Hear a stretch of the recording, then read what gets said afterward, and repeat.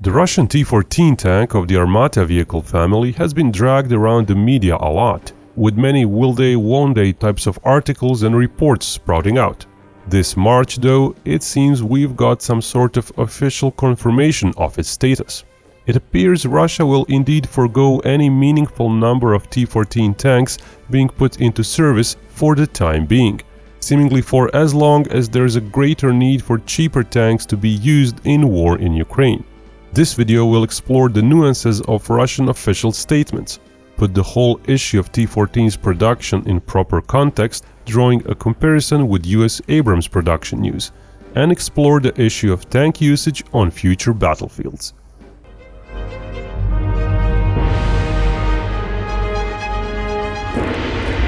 Just a quick mention, if you're interested in Russian glide bombs and their effect in Ukraine, we have a video exclusive to our patrons and YouTube channel members that covers just that. The links are below in the video description. Now back to the T-14.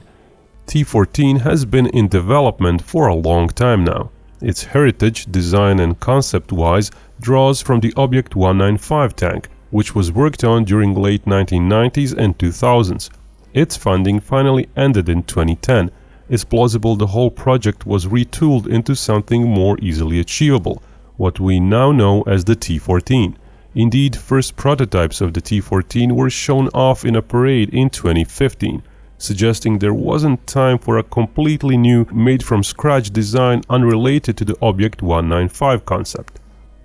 Despite some prototypes produced since 2014, there has not been much movement with T-14. Sure, there were production contracts reported, but most of those seem to have gone nowhere. In September 2016, the Russian Ministry of Defense signed a contract for 100 T-14 tanks. That batch was then described as a test batch. Operational evaluation for the T-14 was set for 2019. Usually after such evaluation is successful, the type is ready for service. Then in late 2017, reports came of a contract for 2 battalions worth of T-14.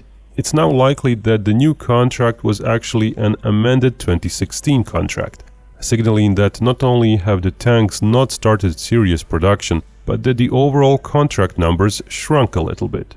Then, in July 2018, Russian Deputy Prime Minister Yuri Borisov actually said that the T-14 is too expensive, that it will not be mass-produced, and that Russia will continue to rely on older tank platforms, throwing a big question mark over previous contracts and planned numbers. Work on the T-14 did continue even after that, but it appears that the tank was simply not ready. Sure, some prototypes were produced, around 20 by that time, but solutions to various problems were still worked on. In August 2018 came reports of yet another contract, this time for 32 T-14 tanks, to be delivered by 2021. It's again likely that was a replacement contract for even fewer tanks, instead of those earlier contracts. In February 2019, reports continued that the first 12 of those 32 tanks would be ready by the end of that year. Those would be first serially produced tanks, but to give it proper context, those would really be pre-serial vehicles.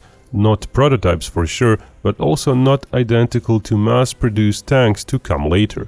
Usually the idea behind pre-serial vehicles is to iron out the kinks in the production process itself. Come January 2020, however, the head of Russian Rostec conglomerate that the tank maker Uralvagonzavod is part of admitted that no tanks have been delivered yet. It was said that 2020 would in fact be the year of start of deliveries, and that deliveries of the first contract would conclude in 2022. While exact reasons for such protracted development weren't given out to the public, it appears that the engine was one of the biggest culprits. That the requirements that the Russian Ministry of Defense put before the tank maker had simply not been met. It seems no serial standard tanks were delivered in 2020 either. In July 2021, Russian Minister of Industry and Trade claimed the tank would enter serial production a year from then, in 2022. That sort of contradicts the events of late 2021. In August 2021, Russian Deputy Defense Minister said 20 T-14 tanks would come by the end of the year, and indeed shortly afterwards, Rostec said they shipped an experimental batch of T-14 tanks to the Russian army. But if one interprets the experimental batch as different from the serial production batch, then it really all falls into place. Indeed, those 20 T-14s that seem to have been delivered by the end of 2021 were likely pre-serial vehicles. State tests of the type allegedly started in 2020, probably with a few prototypes. Those continued in 2021 and 2022, now with far more vehicles available and with more mature vehicles. Back then, state tests were expected to conclude by the end of 2022. On December 9, 2021, Deputy Chairman of the Russian Military Industrial Commission said that more than 40 T-14 tanks would be delivered to the army after the year 2023. To explain that news better, it's significant that just before Christmas 2021, Deputy Director of Rostec stated that serial production of T-14 started, pointing to possible solutions to various technical issues. So basically, we have 20 or so prototypes of T-14 made since 2014 or so. Those are good for development and not much else. Then there were 20 more pre-serial tanks delivered, and obviously a contract for quote more than 40 tanks was signed to come sometime in the future. Those would finally be the first serial standard tanks. But then war came, and plans changed once again. A very small number of T-14s were allegedly observed in Ukraine, used for operational tests. Russian TASS media agency even said in July 2023 that unnamed defense industry sources claimed a few T-14 tanks were used in direct frontline combat in Ukraine for a short period to assess their performance. In September 2023, TASS claimed T-14s were withdrawn from Ukraine and that usage was, quote, one of indirect fire in real combat conditions, while being protected from direct assault operations.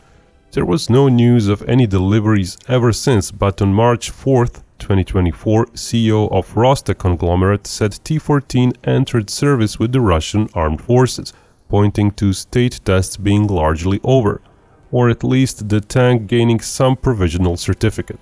But crucially, the same interview included some not-so-good news for the tank.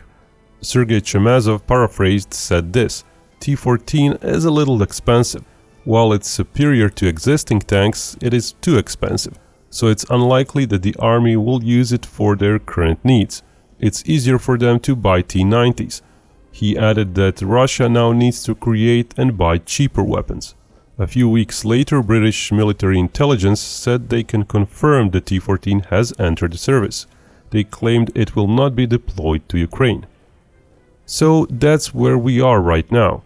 It would appear that the decision was made sometime after 2022, possibly in 2023, that the production capacity Uralvagon had planned for T-14 is to be used for producing and/or refurbishing older generation tanks.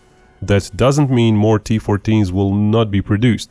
It may mean that a very small number of T-14s are still being made, but it's fairly apparent that mass production of the type will have to wait for some time, possibly a few years. And in that time, who knows what other decisions will come. Maybe the Russian army will decide, having learned much from the war, that expensive tanks are not a sensible investment, that the T-14, despite its superiority over older tanks like the T-90, is still not a prudent purchase. Because even if T-14's crew is more likely to survive a hit, even if the tank itself has better subsystems and is more lethal on the battlefield, that still doesn't necessarily mean buying hundreds of tanks would be the best course of action. For example, the same kind of a threat, some loitering munition or an FPV drone or a well-aimed artillery barrage, could still likely mobilize and mission kill any tank, be it a T-14, a T-90, a T-62 or an Abrams. That may be the reason why the US Army made a quite sudden decision in late 2023. Coming fresh from the SCP-V3 variant, the US Army followed that with even more modifications for the Abrams. The SCP-V4 started development in 2017, and first tanks were delivered for tests around 2022. A US Army cavalry regiment was assessing them in 2023, and then in September of 2023, a bombshell came. The US Army cancelled the SCP-V4 variant altogether, plausibly due to what they observed happening in Ukraine. Instead, the decision was made to invest funds into a much deeper modernization of the Abrams, under the developmental M1E3 project, which we already covered in one of our earlier videos. So basically, the US Army also came to a similar conclusion as Russia, that current tanks are simply not worth the effort, that they're likely too vulnerable. In a sense, the US is still more conservative than Russia, as their future M1E3 Abrams is going to feature a design quite similar to T-14. 3 crew members in the hull, with an unmanned turret and an autoloader. Russia seems to have concluded even such a design is not enough to justify the cost. Though truth to be told, Russia is in a different position. It needs as many tanks as possible quickly. It needs reliable, tested designs, and Russian armed forces are not able to provide the same kind of situational awareness and fire support to their tank units, potentially making their T-14 units more susceptible to damage than the US units using future Abrams tanks would be. So, is the T-14 obsolete? Maybe, yeah. But it's obsolete in a specific way. It's obsolete in the sense that any tank today may be partially obsolete, especially in Russia's specific situation. It doesn't matter if it's a T-90, a T-14 or an Abrams SCP-V4. It's still gonna get wrecked too easily before justifying its high price. So why not go for cheaper T-90s? On the other hand, the sole fact Russia is doubling down on more tanks, even if those are older tanks, means that tank still has its place on the battlefield. Sure, it may be even more vulnerable than it ever was, but there doesn't seem to be a replacement doctrinal design for its mission set. The US is of course working on various unmanned fighting vehicles. Those are to potentially go in front of their tanks come 2030s. So using those novel technological solutions and relying on much stronger support that the US Army has available, the similar future M1A3 Abrams may be enough for future battles. That's what the Pentagon is hoping for, at least. Those novel technologies are still unproven, and we may explore those in another video. And maybe the unmanned tanks are what Russia is also counting on for the long-term future. Maybe they hope once their own technology matures and once their support matures, Russia too may be able to say, okay, it's time to ramp up the production of T-14s as they can actually make a difference on the battlefield. The only problem for Russia is it doesn't seem that will happen before the war in Ukraine ends. And remember, Binkov may talk about war, but only real peace can bring us all together.